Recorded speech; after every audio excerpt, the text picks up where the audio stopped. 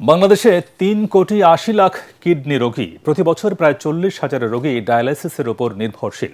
24 থেকে 30,000 রোগীর আকস্মিক কিডনি বিকল হয়ে সাময়িক ডায়ালাইসিস প্রয়োজন হয়। বিশেষজ্ঞ চিকিৎসকরা বলছেন, ডায়ালাইসিসের চেয়ে কিডনি প্রতিস্থাপন সাশ্রয়ী এবং রোগীও বেঁচে থাকার সম্ভাবনাও অনেক বেশি। সকালে রাজধানীর Agargaon national institute of kidney disease and urology এর অডিটোরিয়ামে বিশ্ব কিডনি দিবস 2026 উপলক্ষে আলোচনায় এসব বলেন তারা। বিস্তারিত জেমস হামিমের রিপোর্টে।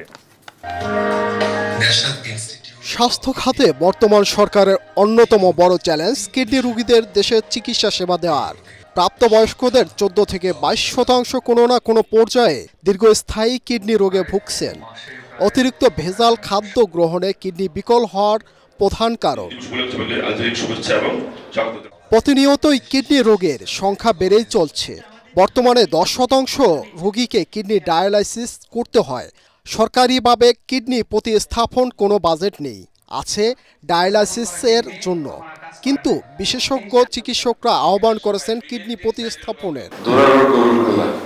যেমন ট্রান্সপ্লান্ট, ক্যান্সার, ডায়ালাইসিস প্রাইভেট পার্টনারশিপের মাধ্যমে সরকারি খরচে আমাদের যারা রোগী আছে তাদেরকে রেফারের মাধ্যমে তাদের যে এস্টাবলিশমেন্টগুলো সেগুলো ব্যবহার করে জনগণ যাতে ন্যায্য মূল্যে চিকিৎসা সেটার ব্যবস্থা করার একটি পরিকল্পনা নিয়েছে। বাচ্চাদের যে মুখরোচক খাবার, এর ভিতরে যে উপাদানগুলো থাকে, এটা যদি আমরা একবার চিন্তা করি, প্রত্যেকটা উপাদানই মনে হয়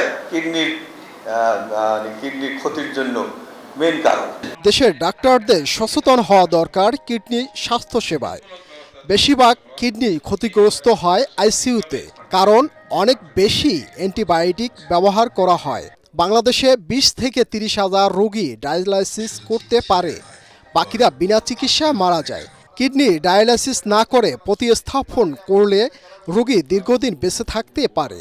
এতে ডায়ালাইসিসের তুলনায় খরচও কম হয়। স্টেম সেলের এতই উন্নতি সাধন হয়েছে যে আপনি আগামী 10 বছরে আর্টিফিশিয়াল কিডনি আপনি পেয়ে যেতে পারবেন, হার্ট পেয়ে যেতে পারবেন।